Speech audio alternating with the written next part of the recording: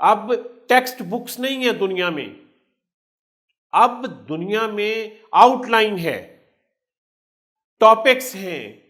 جن کے اوپر اسٹوڈنٹس کو پڑھایا جاتا ہے، ان کو ریسرچ ورک کی عادت ڈالی جاتی ہے، ان کو انتہائی مختصر لکھنے کی عادت ڈالی جاتی ہے۔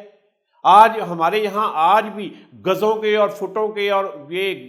جو ہے نا گٹھوں کے ساتھ اس کی پیمائش کر کے ان کے ٹیکسٹ کی لکھے ہوئے کی تو نمبر دینے کا رواج چل رہا ہے۔ وہ انتہائی مختصر پہ آگے ہیں، ٹو دی پوائنٹ پہ آگے ہیں، بچے کی میموری کو چیک کرتے ہیں وہ۔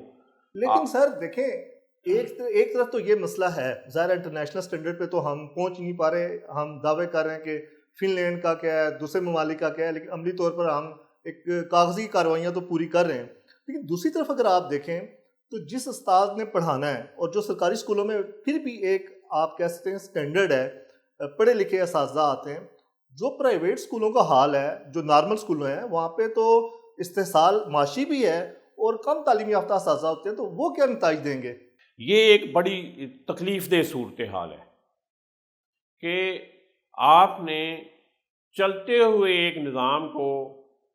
یک دم